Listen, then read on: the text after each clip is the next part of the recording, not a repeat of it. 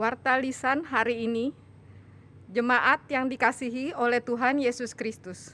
Selamat hari Minggu Bapak Ibu Saudara-saudari. Selamat datang di ibadah Minggu online GKI Gunung Sahari untuk memuji dan memuliakan Tuhan. Warta lisan pada minggu ini, bagi Bapak, Ibu, Saudara-saudari yang hendak mendapatkan informasi terkini seputar kegiatan gereja, dapat mengakses kanal-kanal media informasi dan media sosial yang ada seperti Gunsa Apps, website www.gkigunsa.or.id, Warta Persekutuan Digital, Instagram GKI Gunsa, serta Facebook Gunung Sahari, atau dapat juga bertanya pada tata usaha gereja pada hari dan jam kerja. Majelis Jemaat mengundang Bapak, Ibu, Saudara-saudari untuk dapat mengikuti ibadah HUT GKI Gunung Sahari ke-85 pada tanggal 15 Mei 2022 mendatang dengan tema Tetap Teguh di Tengah Situasi Rapuh. Akan dilayankan sakramen perjamuan kudus pada kebaktian pukul 8 khusus bagi jemaat yang beribadah di gereja, serta pada kebaktian pukul 10.30 bagi jemaat yang beribadah di gereja maupun di rumah. Sedangkan bagi yang beribadah pada kebaktian pukul 6, pukul 8, dan pukul 17 secara online tidak dilayankan sakramen perjamuan kudus. Demikianlah warta lisan hari ini. Marilah kita menenangkan diri sejenak sebelum memasuki ibadah.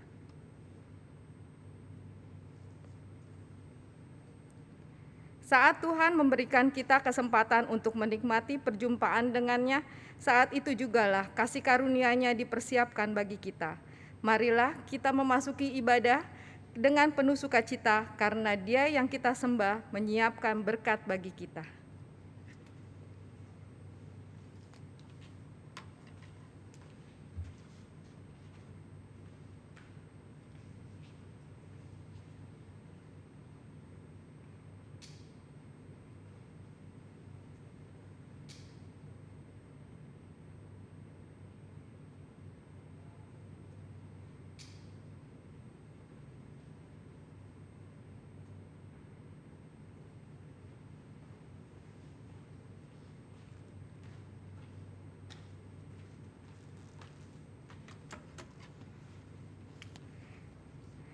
Saya mengundang saudara-saudara untuk bangkit berdiri dan menaikkan pujian bagi Dia sumber segala berkat dalam kehidupan kita.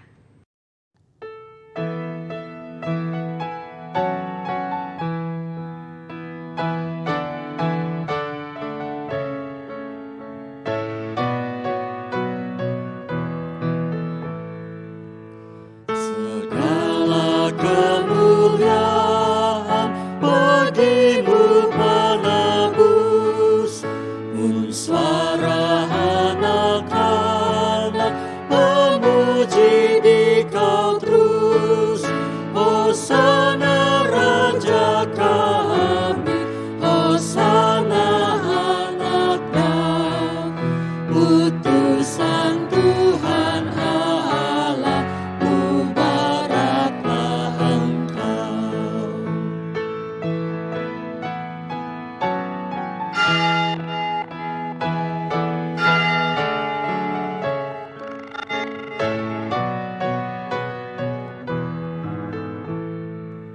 Segala kemuliaan bagimu penebus, suara anak-anak memuji di Kau terus. Malaikat dalam sorga memuji nama-Mu, segala yang tercipta menyambut kuasa-Mu.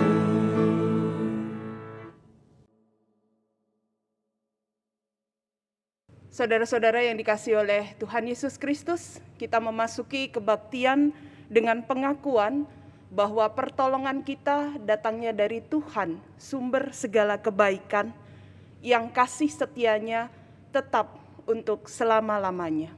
Terpujilah Tuhan dengan kasih setia-Nya.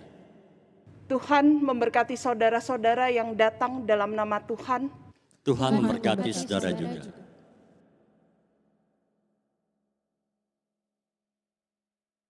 Saudara-saudara, firman Tuhan menuliskan bagi kita demikian. Sebab itu, marilah kita dengan penuh keberanian menghampiri tahta kasih karunia, supaya kita menerima rahmat dan menemukan kasih karunia untuk mendapat pertolongan kita pada waktunya.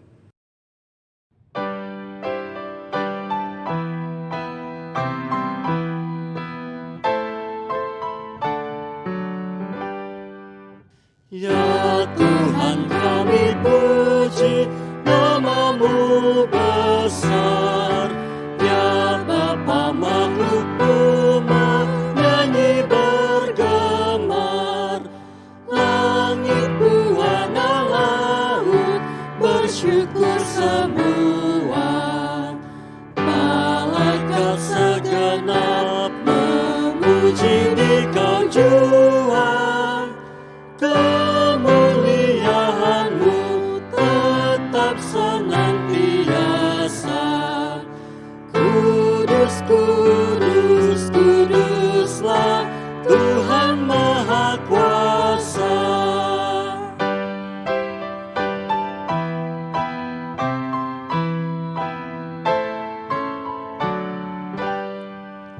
Para rasul di sorga, kemuliaan-Mu, serta nabi dan martir mengagungkan-Mu. Gereja yang telah menang dan yang di perjuangan mengaku nama-Mu, nadanya berkumandang. Terpuji rahmat-Mu di bawah dan di atas. Ya Bapa yang kekal, kasih-Mu tak terbatas.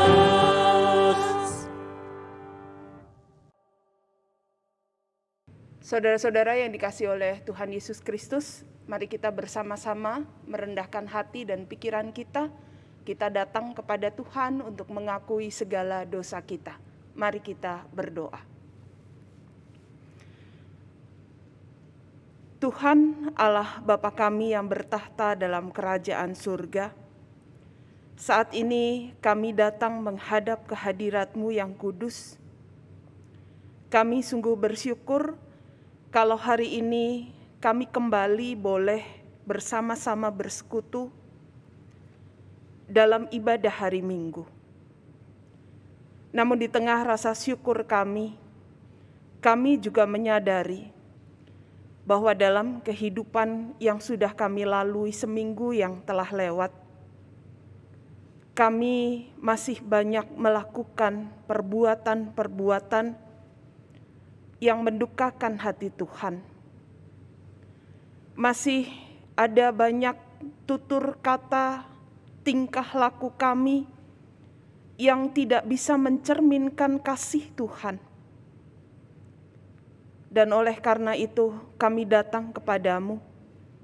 Kami mau mengakui segala dosa kami dan kami memohon pengampunan Tuhan. Kami mohon Engkau berkenan mengampuni segala dosa kami, menjadikan kami menjadi putih kembali, dan menolong kami supaya kami bisa menjalani kehidupan yang sesuai dengan kehendak Tuhan. Ampunilah kami ya Bapa, dan di dalam nama anak-Mu, Yesus Kristus, kami memohon pengampunan-Mu. Amin.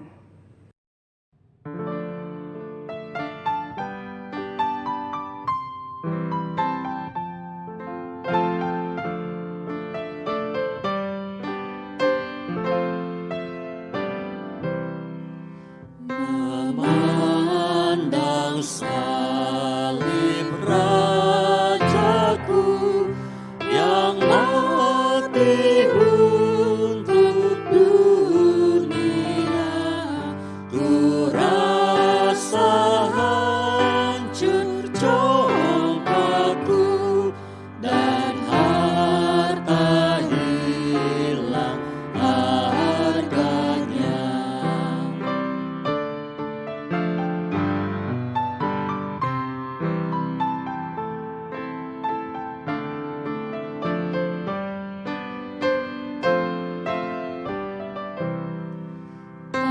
boleh aku bermegah selain di dalam salibmu.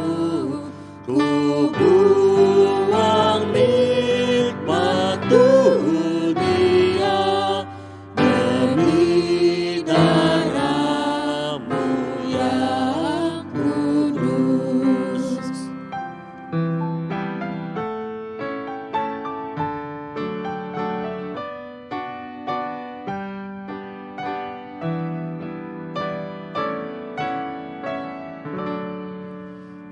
Berpadu kasih dan sedih mengalir dari lukamu, mahkota duri yang pedih menjadi keagunganmu.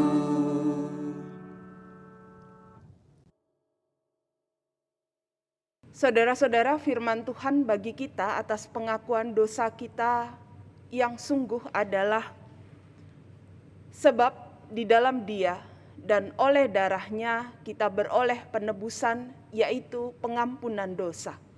Menurut kekayaan kasih karunia-Nya yang dilimpahkannya kepada kita dalam segala hikmat dan pengertian. Demikianlah berita anugerah dari Tuhan. Syukur pada Allah karena kasih setianya. Salam damai bagi setiap saudara. Salam damai bagi saudara juga.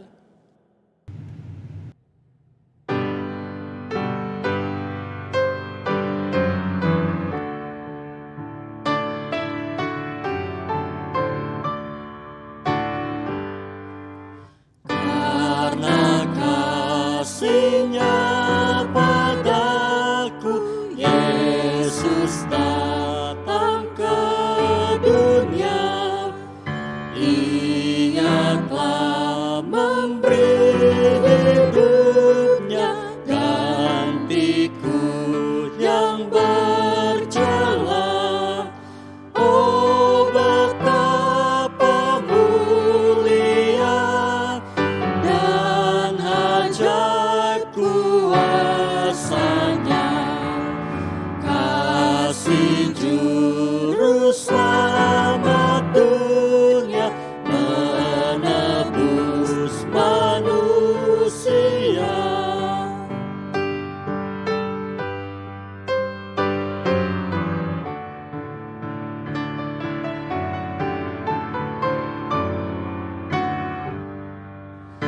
Dengan sabar dan hikmat-Nya, Yesus pimpin hidupku. Firman dan kebenaran-Nya, itulah peganganku.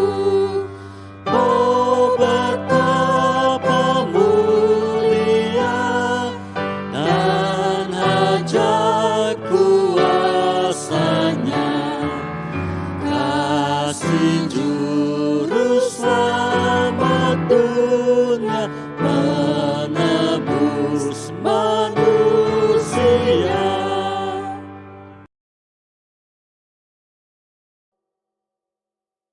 Saudara-saudara, mari sebelum kita bersama-sama membaca dan merenungkan firman Tuhan, kita berdoa. Tuhan Allah Bapa kami, saat ini kami akan membaca serta merenungkan firman Tuhan. Kami memohon Roh Kudus-Mu boleh turun ke atas kami, menguasai hati dan pikiran kami, sehingga kami dapat mengerti dan memahami kehendak Tuhan untuk kami lakukan di dalam kehidupan kami sehari-hari. Urapi hamba-Mu yang akan menyampaikan firman Tuhan, perlengkapi ia juga dengan kuasa Roh Kudus-Mu, sehingga yang keluar dari mulut bibirnya semata-mata hanyalah kebenaran firman Tuhan. Bersabdalah ya Allah, kami sedia untuk mendengarkannya. Dan di dalam nama Kristus kami berdoa, amin. Saudara-saudara yang dikasihi oleh Tuhan Yesus Kristus, bacaan kita diambil dari Injil Yohanes pasal yang ke-20. Kita akan membaca ayat 19 hingga ayat yang ke-31. Yohanes pasal yang ke-20, ayat 19 hingga 31. Ketika hari sudah malam, pada hari pertama minggu itu, berkumpullah murid-murid Yesus di suatu tempat dengan pintu-pintu yang terkunci. Karena mereka takut kepada orang-orang Yahudi, dan pada waktu itu datanglah Yesus dan berdiri di tengah-tengah mereka dan berkata, "Damai sejahtera bagi kamu." Dan sesudah berkata demikian, ia menunjukkan tangannya dan lambungnya kepada mereka. Murid-murid itu bersukacita ketika mereka melihat Tuhan. Maka kata Yesus sekali lagi, "Damai sejahtera bagi kamu. Sama seperti Bapa mengutus aku, demikian juga sekarang aku mengutus kamu." Dan sesudah berkata demikian, ia mengembusi mereka dan berkata, "Terimalah Roh Kudus. Jikalau kamu mengampuni dosa orang, dosanya diampuni. Dan jikalau kamu menyatakan dosa orang tetap ada, dosanya tetap ada." Tetapi Thomas, seorang dari ke-12 murid itu yang disebut Didimus, tidak ada bersama-sama mereka ketika Yesus datang ke situ. Maka kata murid-murid yang lain itu kepadanya, "Kami telah melihat Tuhan." Tetapi Thomas berkata kepada mereka, "Sebelum aku melihat bekas paku pada tangannya, dan sebelum aku mencucukkan jariku ke dalam bekas paku itu, dan mencucukkan tanganku ke dalam lambungnya, sekali-kali aku tidak akan percaya." 8 hari kemudian murid-murid Yesus berada kembali dalam rumah itu, dan Thomas bersama-sama dengan mereka. Sementara pintu-pintu terkunci, Yesus datang dan ia berdiri di tengah-tengah mereka dan berkata, "Damai sejahtera bagi kamu." Kemudian ia berkata kepada Thomas, "Taruhlah jarimu di sini dan lihatlah tanganku. Ulurkanlah tanganmu dan cucukkanlah ke dalam lambungku, dan jangan engkau tidak percaya lagi, melainkan percayalah." Thomas menjawab dia, "Ya Tuhanku dan Allahku." Kata Yesus kepadanya, "Karena engkau telah melihat aku, maka engkau percaya. Berbahagialah mereka yang tidak melihat namun percaya." Memang masih banyak tanda lain yang dibuat Yesus di depan mata murid-muridnya yang tidak tercatat dalam kitab ini. Tetapi semua yang tercantum di sini telah dicatat, supaya kamu percaya bahwa Yesuslah Mesias, Anak Allah, dan supaya kamu oleh imanmu memperoleh hidup dalam namanya. Demikianlah pembacaan firman Tuhan. Berbahagialah setiap kita yang mau memelihara firman Tuhan di dalam kehidupan sehari-hari. Haleluya. Haleluya, haleluya, haleluya.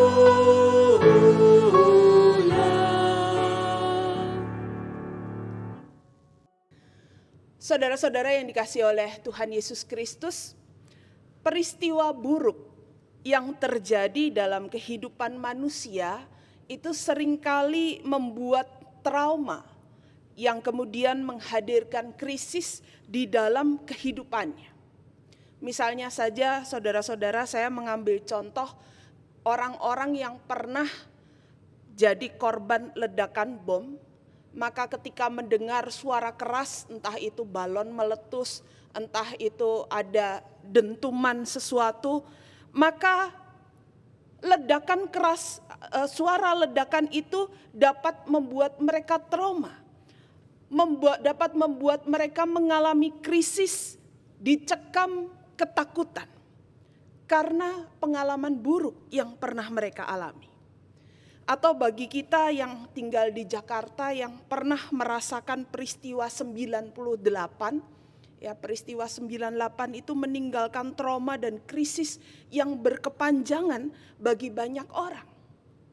Atau contoh lain lagi, ketika di negeri kita ini terbongkar beberapa kasus korupsi mega proyek di kalangan pejabat pemerintahan, maka disadari atau tidak, yang terjadi adalah muncul krisis kepercayaan di tengah masyarakat terhadap pemerintah.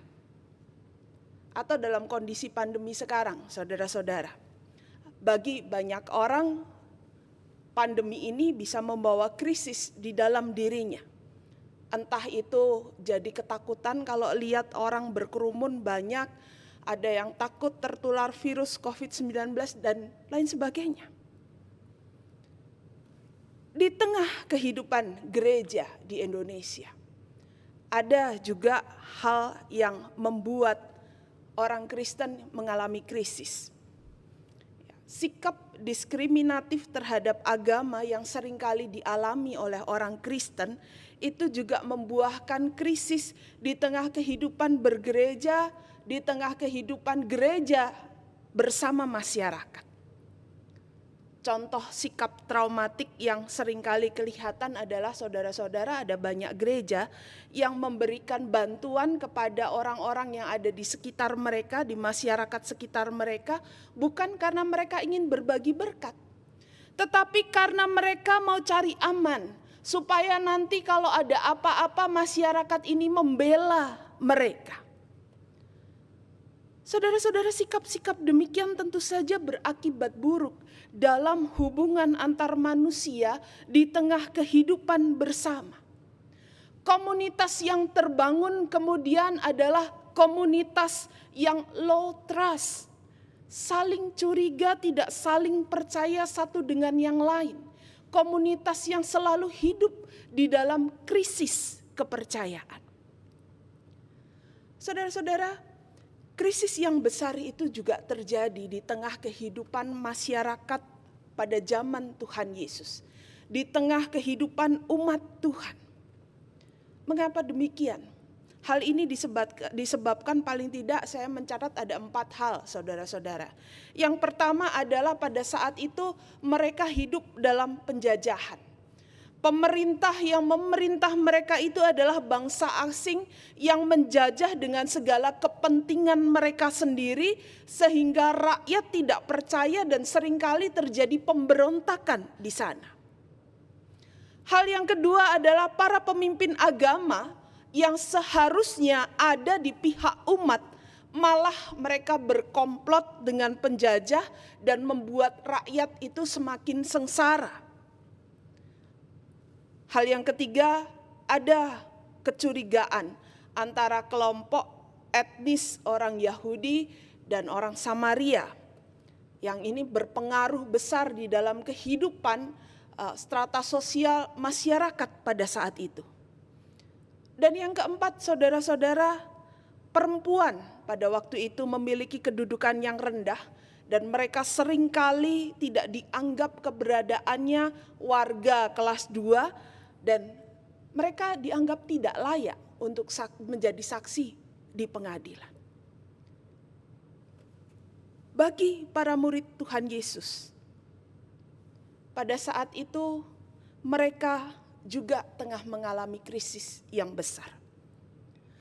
Peristiwa penangkapan dan kematian Yesus Kristus, guru mereka itu menjadi trauma yang berujung pada rasa takut.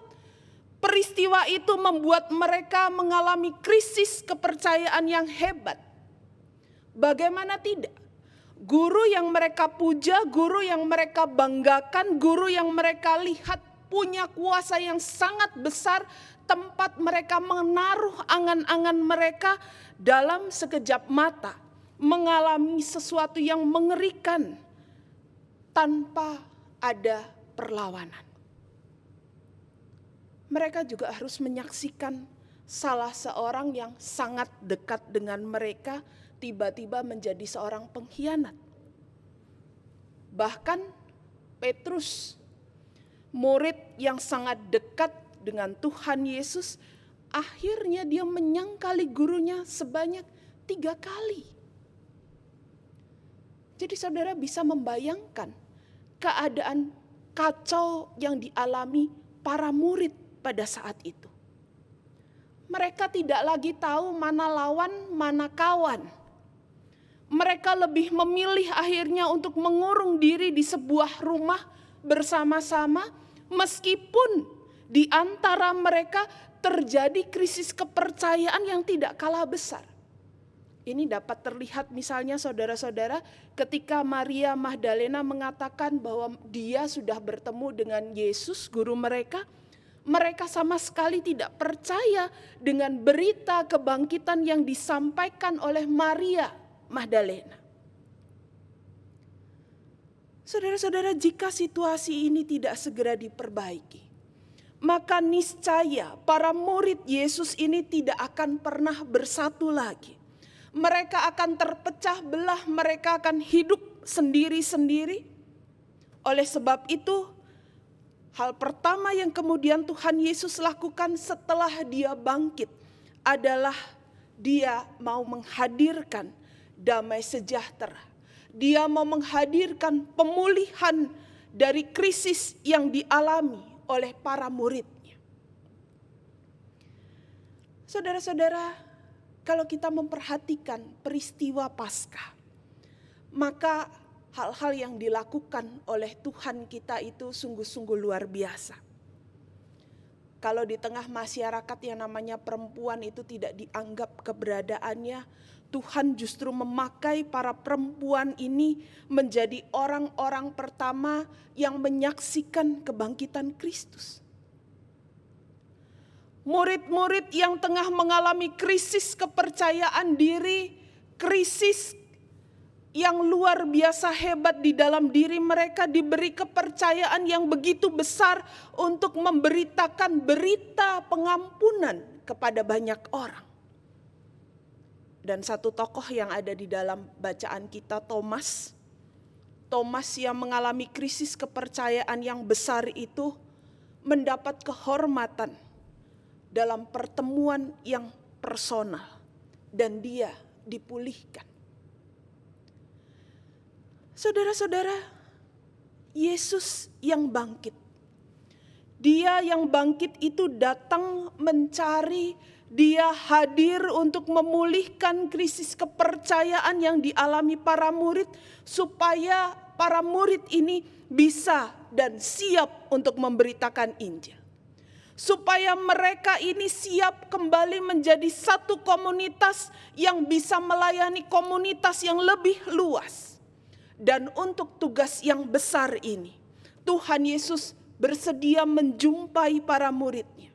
Dia menghadirkan shalom itu kembali di tengah kehidupan para muridnya. Shalom atau damai sejahtera yang dihadirkan Tuhan Yesus itu bukan hanya sekedar salam yang kalau orang Kristen sekarang kan kalau ketemu atau dalam pertemuan-pertemuan seringkali pakai kata ini, shalom. Tetapi apakah damai sejahtera itu benar-benar hadir? Belum tentu, saudara-saudara. Namun shalom yang dihadirkan Tuhan Yesus ini bukan sekedar salam. Kehadiran Kristus di tengah para muridnya ini jadi oase yang menyegarkan di tengah segala hiruk pikuk krisis yang mereka alami. Di tengah segala krisis yang dialami oleh para murid, kehadiran Yesus ini seolah ingin mengatakan, tenanglah. Aku tetap bersama-sama dengan kalian menghadapi dan melewati bahkan mengatasi segala krisis yang traumatis ini. Kedamaian yang dihadirkan Kristus adalah kedamaian yang bisa menenteramkan badai dalam diri para murid.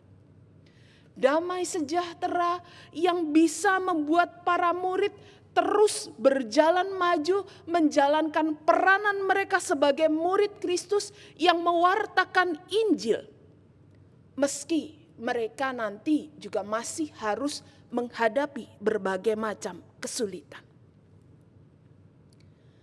Saudara-saudara, perjumpaan Yesus dengan para murid pasca kebangkitannya sekali lagi bukan tanpa alasan. Bukan hanya untuk menunjukkan, ini loh bukti saya sudah bangkit. Tetapi apa yang dilakukan Tuhan Yesus itu ingin memulihkan kondisi para muridnya. Tuhan Yesus tidak ingin para muridnya hidup dalam krisis yang berkepanjangan pasca menyaksikan peristiwa sadis yang merenggut sang guru, yang merenggut seluruh angan-angan mereka. Mereka ini adalah orang-orang, saksi-saksi yang dipilih untuk mewartakan apa yang diperbuat Tuhan Yesus kepada manusia yang berdosa. Saudara-saudara yang dikasihi oleh Tuhan Yesus Kristus, berbagai krisis juga masih melanda kehidupan manusia. Misalnya saja sebagai dampak dari pandemi yang melanda dunia, yang melanda Indonesia 2 tahun belakangan ini. Paling tidak saya mendaftarkan ada 2 krisis. Yang pertama adalah krisis komunitas, saudara-saudara. Hal yang mungkin dirasakan dan menjadi kekhawatiran banyak gereja saat ini adalah krisis dalam kehidupan persekutuan komunitas umat Allah. Pandemi di awal memaksa kita hidup jauh dari relasi yang biasa kita jalin. Kita tidak lagi bisa bertemu, kita tidak bisa bersekutu di gereja, berjumpa bersama-sama, karena perjumpaan-perjumpaan ini secara langsung dibatasi untuk mencegah penularan virus. Apa akibatnya? Di awal-awal ini jadi masalah yang besar buat kita. Ya, banyak orang ngomong rasanya nggak kayak kebaktian deh Bu. Cuman duduk di rumah nonton, rasanya nggak seperti mengikuti ibadah. Tapi ketika 2 tahun berlalu, saudara-saudara, maka masalah yang hadir adalah sebaliknya. Banyak orang sudah kebablasan, sudah terbiasa menjalani kehidupan komunitas dalam dunia maya. Malah enggan untuk membangun kehidupan komunitas secara langsung. Merasa sudah cukup dengan memberi perhatian, dengan ya saya tahu dia sakit cukup kirim pesan. Paling banter telepon atau video call. Nggak perlu repot-repot hadir secara fisik. Orang jadi mager. Ya kalau pakai bahasa anak-anak muda, mager, malas gerak. Dan perlahan-lahan kehilangan rasa dalam relasi dengan orang lain yang hidup bersama dalam satu komunitas. Inilah yang harus diwaspadai. Kenapa harus diwaspadai? Karena tentu saja kita tidak ingin kehidupan komunitas umat Allah ini kemudian jadi hambar, tidak bermakna. Dan karena apa saudara-saudara kita perlu tetap menjaga kehidupan komunitas umat Allah? Karena yang perlu kita ingat adalah kehidupan beriman kepada Kristus itu bukan hanya soal pribadi saja. Ya, banyak orang kecewa nggak ke gereja mengatakan saya masih berdoa kok, saya masih tetap percaya kepada Tuhan Yesus dan merasa itu baik-baik saja. Saudara-saudara, beriman kepada Kristus itu juga harus dihayati dalam satu kehidupan bersama, dalam sebuah komunitas umat Tuhan yang tetap berpusat kepada Kristus. Memakai Kristus sebagai patron yang dihayati, yang diteladani di dalam kehidupan bersama. Kebersamaan dengan umat Tuhan inilah juga tetap yang harus tetap kita pelihara bersama-sama. Dengan kata lain bahwa kita ini memiliki tanggung jawab bersama di dalam komunitas kita. Kita saling bertanggung jawab satu dengan yang lainnya dan Hal ini misalnya kalau di GKI nampak dalam yang namanya aprobasi menjelang pelayanan sakramen baptisan kudus anak, dewasa ataupun sidi, pernikahan, peristiwa-peristiwa inisiasi seperti peneguhan penatua, penabisan pendeta. Bahkan dalam prosesi pernikahan perlu ada dukungan jemaat, perlu ada dukungan anggota komunitas itu. Ya, kalau kita perhatikan dalam liturgi misalnya baptisan kudus dewasa ataupun sidi atau baptisan kudus anak, yang membaptiskan anak ataupun yang dibaptis ataupun yang mengaku percaya, ada bagian menghadap ke umat yang hadir sebagai wujud mereka ini perlu didukung dan umat mau mendukung mereka. Dalam kehidupan bersama, sebagai komunitas kita memiliki tanggung jawab bersama, tentu saja dengan porsi masing-masing. Dan kondisi pandemi yang kita alami saat ini seharusnya malah bisa jadi momen yang baik untuk membangun komunitas yang sudah ada menjadi komunitas yang lebih berpusat kepada Yesus. Komunitas yang bisa lebih dipercaya, komunitas yang bisa memberikan dampak positif buat anggotanya. Komunitas yang mau lebih mendengar, berbagi, saling melengkapi, saling mengingatkan, dan saling menguatkan satu dengan yang lain. Sehingga kehidupan beriman kita kepada Kristus itu benar-benar terus bertumbuh. Hal yang kedua, berbicara soal krisis pribadi. Saudara-saudara, krisis apa yang paling dirasakan dalam kehidupan pribadi ketika pandemi ini berlangsung? Ya, krisis ekonomi. Ya. Ketika pandemi berlangsung melanda negeri kita, banyak bagian dalam sektor ekonomi jadi kolaps. Banyak orang kehilangan pekerjaan, banyak orang yang merasakan dampak ekonomi yang luar biasa dalam kehidupan mereka sehari-hari. Setelah 2 tahun berjalan, krisis ekonomi ini tidak kunjung mereda. Sekarang yang mungkin kalau ibu-ibu ditanya jadi trending topik, ya sembako yang mahal. Beberapa waktu lalu juga ngomong minyak goreng susah didapat. Ini jadi perkara besar buat orang Indonesia karena orang Indonesia selalu perlu gorengan dan kerupuk untuk makan. Atau mungkin di kalangan bapak-bapak ngomong soal BBM yang naik, yang berdampak dalam semua harga kebutuhan hidup. Kebutuhan hidup meningkat, harga-harga juga meningkat, sedangkan pendapatan yang kita dapatkan mungkin ya segitu-segitu saja. Saudara-saudara, kalau kita melihat krisis ini hanya sebagai satu masalah dalam kehidupan yang akan kita terus-menerus keluhkan, maka tentu saja tidak ada selesainya. Tidak ada dampak positif yang bisa kita rasakan di dalam kehidupan kita. Namun saya mau mengajak saudara-saudara, mari kita melihat krisis yang kita hadapi ini juga sebagai batu uji iman kita kepada Tuhan. Batu uji untuk melihat karya pemeliharaan Tuhan di dalam kehidupan kita. Batu uji apakah Tuhan kita sungguh hidup dan kita bisa tetap merasakan karyanya di dalam kehidupannya sehingga kita bisa menjadi lebih berani menjalani kehidupan ini. Saudara-saudara, mari kita tidak larut di dalam krisis kita. Mari kita bersama-sama menghayati kembali Kristus yang bangkit itu. Kristus yang memberi kekuatan bukan hanya pada para muridnya pada saat itu, tetapi juga memberikan kekuatan bagi kita. Selamat mengalami pemulihan dari Kristus yang bangkit itu. Dan mari kita membuka diri seluas-luasnya bagi karya Kristus di dalam kehidupan kita. Amin.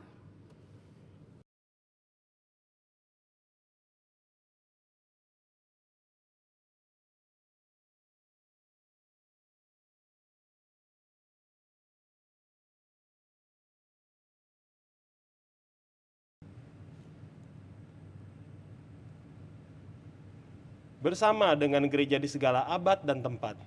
Marilah kita mengikrarkan pengakuan iman kita sesuai dengan pengakuan iman rasuli. Marilah setiap kita mengucapkan demikian. Aku percaya kepada Allah, Bapa yang Maha Kuasa, Khalik langit dan bumi, dan kepada Yesus Kristus, Anak yang tunggal Tuhan kita, yang dikandung daripada Roh Kudus, lahir dari anak darah Maria, yang menderita sengsara di bawah pemerintahan Pontius Pilatus, disalibkan, mati dan kuburkan, turun dalam kerajaan maut. Pada hari yang ketiga, bangkit pula dari antara orang mati, naik ke sorga, duduk sebelah kanan Allah, Bapa yang Maha Kuasa. Dan dari sana ia akan datang untuk menghakimi orang yang hidup dan yang mati. Aku percaya kepada Roh Kudus, gereja yang kudus dan am, persekutuan orang kudus, pengampunan dosa, kebangkitan orang mati dan hidup yang kekal. Amin.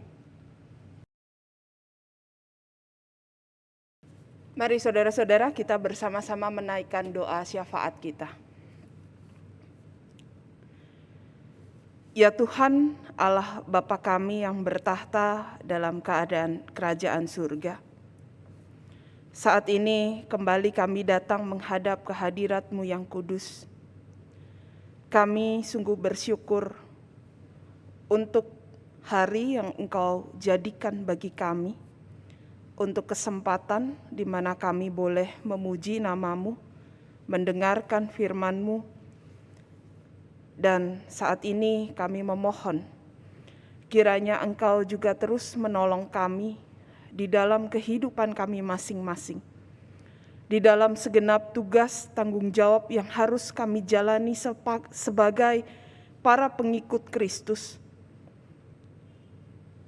Dan kami terus memohon Engkau menguatkan kami, supaya setiap krisis yang kami alami itu boleh Engkau pulihkan, dan kami menjadi umat Tuhan yang berani menghadapi kehidupan ini lengkap dengan segala suka dan dukanya.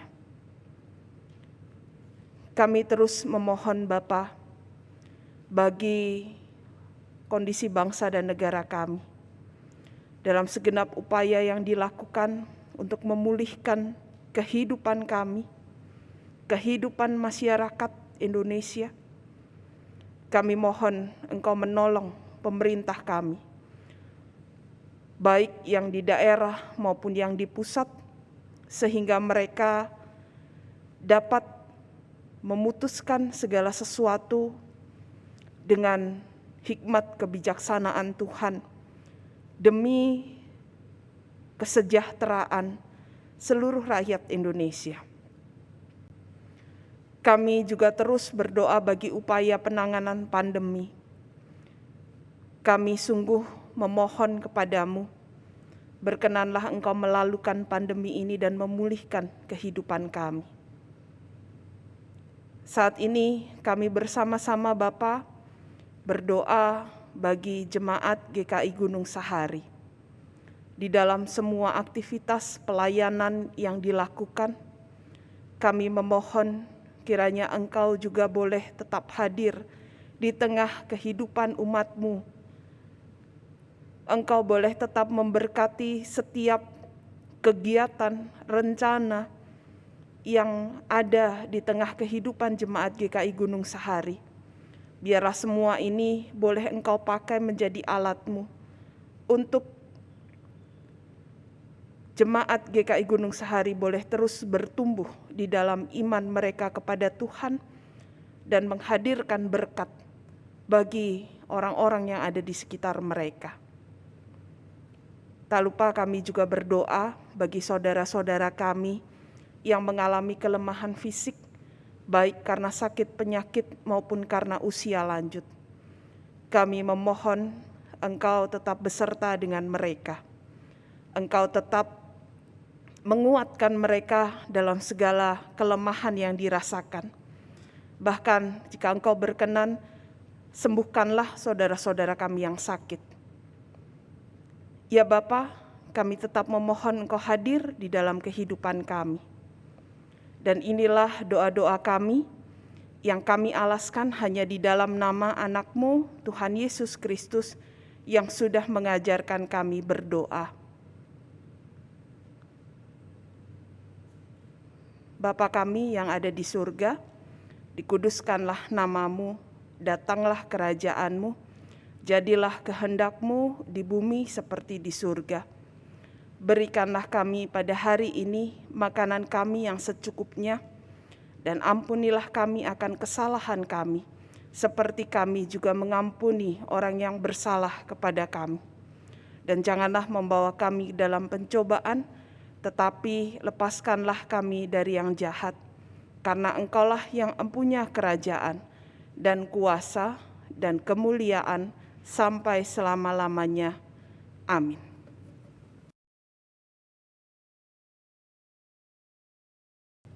Saudara-saudara, firman Tuhan menuliskan, sebab jika engkau mengucap syukur dengan rohmu saja, bagaimana orang biasa yang hadir sebagai pendengar dapat mengatakan amin atas pengucapan syukurmu? Bukankah ia tidak tahu apa yang engkau katakan? Oleh karena itu, marilah kita nyatakan syukur kita dengan memberikan yang terbaik bagi Tuhan sumber segala berkat.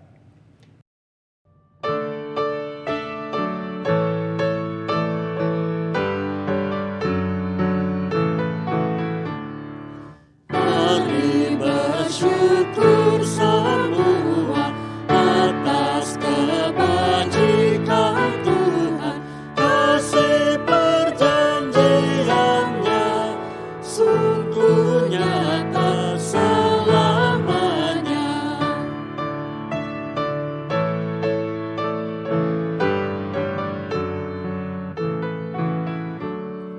Langit bumi ciptaannya mencerminkan kuasanya, kasih perjanjiannya sungguh nyata selamanya.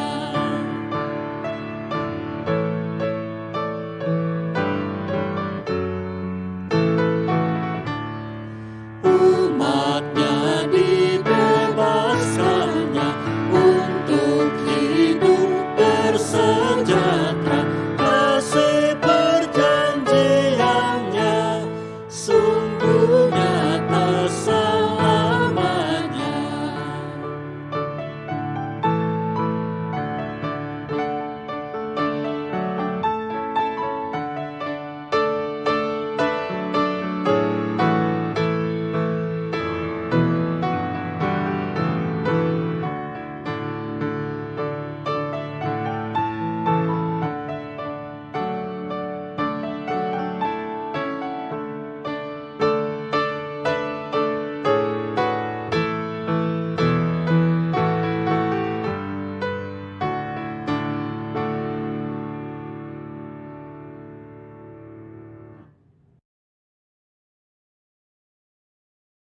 Jemaat diundang untuk bangkit berdiri, marilah kita menaikkan doa persembahan kita.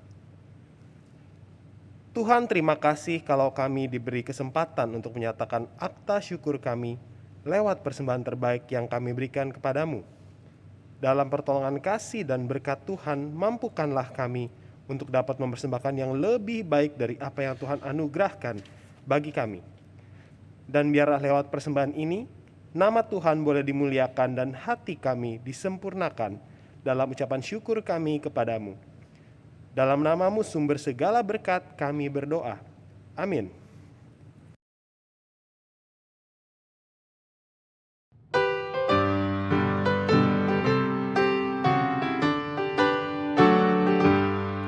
Di jalanku ku diiring oleh Yesus Tuhanku. Apakah yang kurang lagi jika Dia panduku? Diberi damai surgawi, asal imanku teguh. Suka duka dipakainya untuk kebaikanku.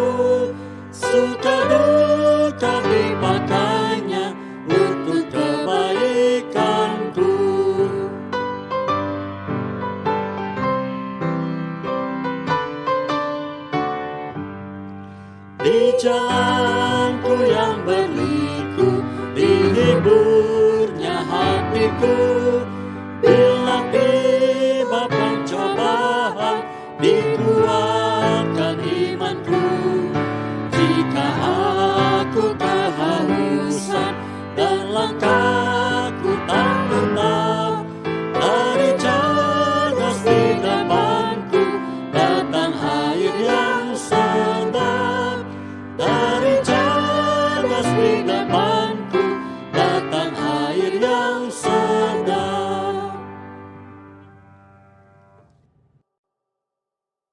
Saudara-saudara, Dia yang bangkit adalah Dia yang memberikan pemulihan bagi kita. Dia yang bangkit adalah Dia yang senantiasa siap menyertai tiap bagian dari kehidupan yang kita jalani. Sekarang, arahkanlah hatimu kepada Tuhan. Kami mengarahkan hati kami kepada Tuhan. Jadilah saksi Kristus. Syukur kepada Allah, Terpujilah Tuhan, kini dan selamanya. dan kini terimalah berkat dari Tuhan. Sekarang gemakanlah pujian kita bagi Dia yang layak dipuji, dan terimalah berkat dari Tuhan. Kiranya kasih karunia yang dari Allah Bapa, penyertaan Kristus yang bangkit dan memulihkan, serta Roh Kudus sumber segala kekuatan memampukan saudara untuk terus menghadirkan berkat Tuhan dari sekarang ini sampai selama-lamanya.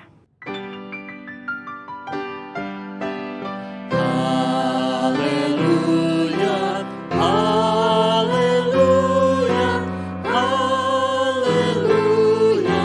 haleluya, haleluya, amin, amin, amin.